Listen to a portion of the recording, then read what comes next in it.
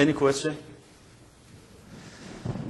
Another thing that we can find in Arabic language, besides these three cases, the number. In French language, we have this kind of, we call tasniye, or duality, or one, singular, dual, and plural. Also in Arabic we have mufrad, musanna, and jam'. Mufrad is singular. Musanna is dual, and jam' is plural. For example, qalam is mufrad. Qalaman is dual, and aqlam is plural. So in Arabic language, this number is very important, because if in English we don't have tasniya, we don't have musanna, but in Arabic language we have musanna. So musanna will affect the verb also. When we go to verb, we see many changes, that for tasniya and musanna, some special rules. Now we go to the second part of Arabic language, which is sarf. So first part of the Arabic language, or study Arabic language, is nahw. So nahw is about kalima, or grammar of kalima, word, which is divided into three categories: ism, fi'l, and harf. And also it talks about three cases of any word: marfu', mansub, and majroor. And also it talks about the number of a word. Yes? What's the dual? The singular, dual, which one is the dual? The second... Three numbers?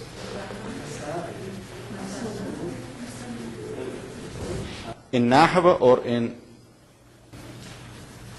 In nahw. In nahw, first is noun, is ism.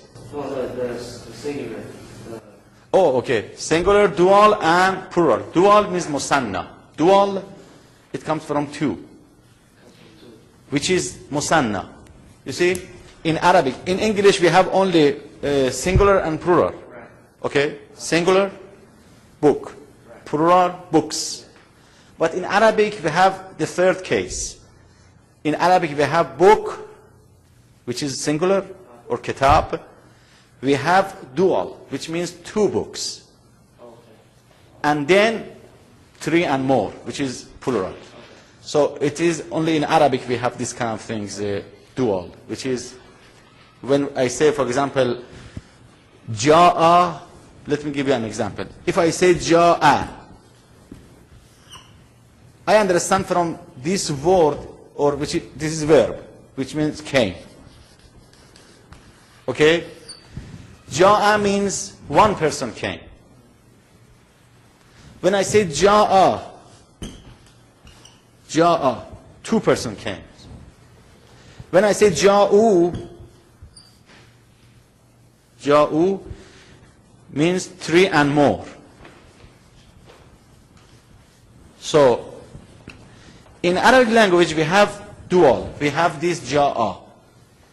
In some other languages we have, but in Arabic it's very important, because in verbs, in nouns, in plural and singular, everything will change when we have a singular case, or dual case, or plural case.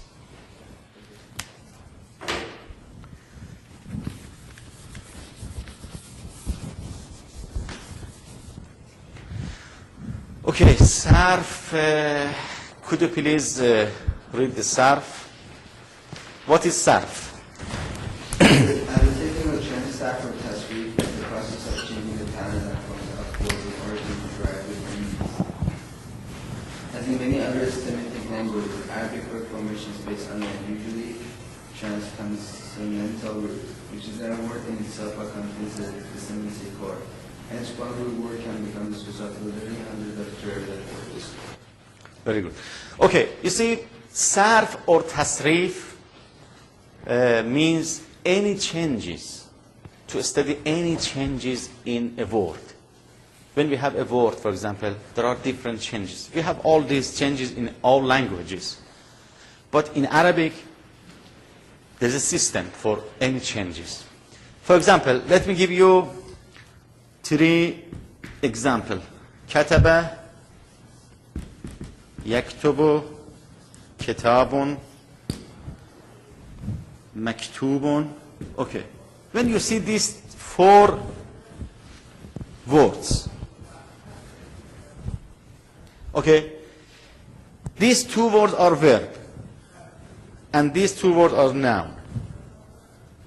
Okay?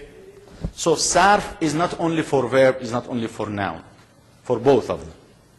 Sarf includes verb and noun. So any changes in a word will be discussed in sarf part of the language. And what is the change? When we see all these 4 words, we see all of them have one root. And the root of all these 4 words is kaf, te, and be.